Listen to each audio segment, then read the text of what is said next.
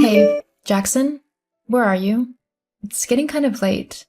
Jackson, is everything okay? Has something happened? Ugh, why are you blowing up my phone? What do you mean? You're not responding to me, so of course I'm going to be worried and text you. All you're doing is being annoying. If I wanted to talk to you, I would've. What has gotten into you? What are you prattling on about now? Nothing's wrong with me. Okay, fine. Look, when are you getting home? I prepared dinner, but it's getting kind of late and I'm hungry. I didn't want the food to go cold for you, though, so I haven't cooked it yet. I get back when I get back. What kind of answer is that? The only one that you're getting. You know what? Fine. I don't know what's gotten you into such a mood, but I've had enough of it. I'm putting the dinner in, and if it's cold by the time you get back, then that's your problem. You can put it in the microwave or something. Wow, what a caring wife you are. Hey, I've tried to ask you when you'll be back and been nothing but nice, but you've been a complete jerk, so I've given up. If you want to apologize, then we can start this evening over. Why would I apologize to you? You should be the one saying sorry to me. I'm your husband, and you should be doing whatever I say. That's what a good wife would do. Excuse you? You heard me. This isn't the first time you've acted out like this. I mean, this is the first time in ages that you even bother to cook. A good wife would do that daily, and would have it ready for when her husband got home, no matter what time it was. I can't believe what you're saying right now. Are you actually telling me that I should be nothing but a good little housewife who does whatever her husband demands of her? Well, yeah, that's what marriage is. No, it really isn't.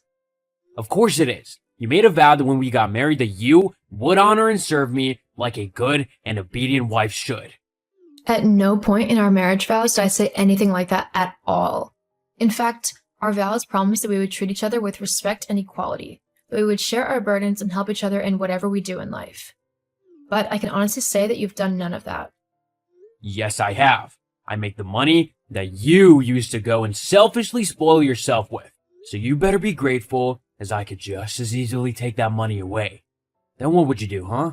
The least you could do is your wifely duties of housework and making sure everything is perfect for when I get back after a long, hard day at work. Ha, that's funny.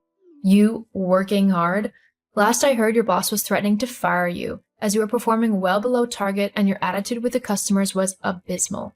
Well, at least it was with a woman. Figures. Where'd you hear that? I have friends, you know. Well, it's not true. They're just trying to paint me out in a bad light, because they're jealous and intimidated by me. And anyway, you shouldn't be talking to other men. I'm your husband, and I'm the only one you should talk to. I'm not some possession. I am my own person, so I'll talk to whoever I want. And anyway, if you're not even going to come home, then why should I bother sitting around waiting for you? I see you need some time to reflect on your poor behavior. In that case, I'm leaving, and I'm taking the money I make with me. You'll not receive a dime off of me until you apologize for how you behaved to me. Oh no, what am I ever going to do without your constant moaning and sexist remarks? Just you wait. You will soon realize how much you need me and my money, and you will come crawling back to me. You just better hope I'm in the mood to forgive you. Ha, it's funny. The remarks you've made today have had me laughing more than I ever have since I met you. If anyone is going to be begging the other one, it's going to be you. And I know for certain I'm not going to be taking you back. We'll see. Have fun trying to survive when you can't pay the bills. Whatever. Hey, Vaughn, are you there? Hey Thomas, what's up? I heard about you and Jackson. Are you doing okay? Oh, you heard about that? Well, don't worry about it. I'm doing great actually. I never realized how much he weighed me down, but now that he's gone, I actually feel so much happier and lighter. I actually was thinking about filing for divorce. I just don't know where he is at the moment to serve him the papers. Oh, wow, that's great for you. I'm glad you're happy. As for where Jackson is, he's actually crashing at his mom's place. When he left you, he came and told me about it. To be honest, though, I'm glad you've realized what kind of guy he is. I mean, he wasn't so bad when we were kids, but he's definitely gotten way worse over the years. Tell me about it. Yeah, I've been trying to distance myself from him, actually. I don't really want to have someone like him in my life anymore. I mean, who would want to be friends with someone so horrible? I know how you feel. I bet he's causing his mom grief as well, being at hers. Definitely. They were screaming at each other before the first day was over. I feel bad for her. He just does whatever he wants without regard to anyone else. Not to mention the fact that he's broke and owes loads of people money, including me. Yeah, I've loaned him quite a bit over the years to try and help him pay the bills. I hate to break it to you, Tom, but Jackson doesn't pay the bills. I do. What?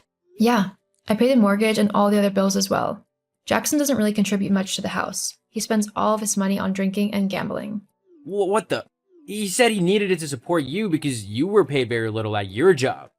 I didn't want you to suffer, so I helped out. That's very sweet of you, Tom, and I'm sorry that he lied to you about it. I actually earn a lot more than Jackson, so I was never in trouble. Well, I'll be demanding my money back from him ASAP. Don't be afraid to get the courts involved either. I'm sure they could help you. But I think we should get our own back as well. For all the horrible things he said and done to us. What did you have in mind? Well... Hello, Yvonne. I know it's been a while since you last heard from me. And I bet you're ready to about apologize for your unruly attitude and beg for me to come home. Am I right? Jackson, has it really been a month already? I guess time really does fly when you're finally having fun. What are you on about? You can't have been having fun. You should have been crying and begging for me to come back home. Oh, I see. You're just trying to make it seem like you were okay without me. You don't need to lie. We both know you've been a wreck since I've been gone. No need to worry, though. Once you apologize, I'll come back home. That's not the case at all. I can honestly say that I've loved every moment away from you, and that I will be happy for the rest of my life knowing that I will never have to deal with you again after this.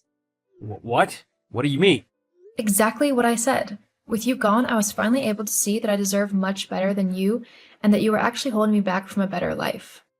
Don't be ridiculous. I'm the only thing in your life that makes it worthwhile. Without me, you're nothing. See? It's that kind of negativity and vile abuse that I haven't missed. Whatever. We can talk about it when I get back home. Make sure you have my dinner ready for me. I'll be there soon. Well, I mean, good luck with that. But the family who lives there now might not be so welcoming to a stranger bursting into their home. Huh? Such a witty repartee. If you didn't understand, and no surprise with that pea-sized brain of yours, I've sold the house. You what? Sold the house. Geez, do try and keep up. Well, why would you do that? That was my home. Actually, it was my home. My name was on the mortgage, and I paid all of the bills so I could do whatever I wanted with it. I'm still your husband, so I'm entitled to half of that money. Give it to me now. What? Not even a please? Anyway, you're not entitled to anything. It was my money, and Thomas and I have used it however we wanted to. What do you mean? Oh, well, after your little tantrum, Thomas messaged me to see how I was doing.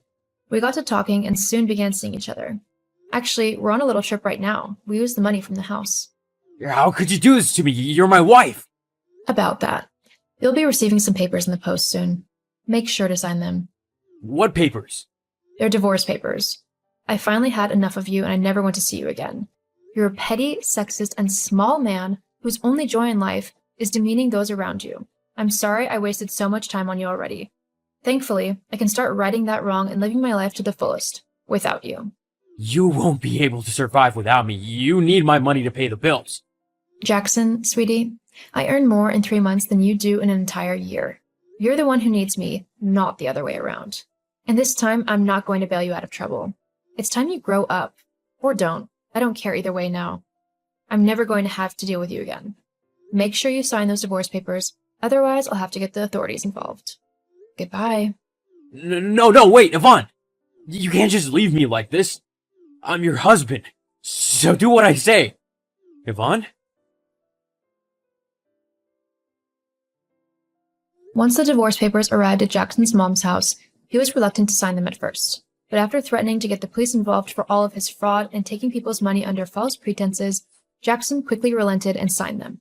Once free, Thomas and I began to date and got to know each other really well. He treats me how I deserve, with respect and love, and I do the same for him.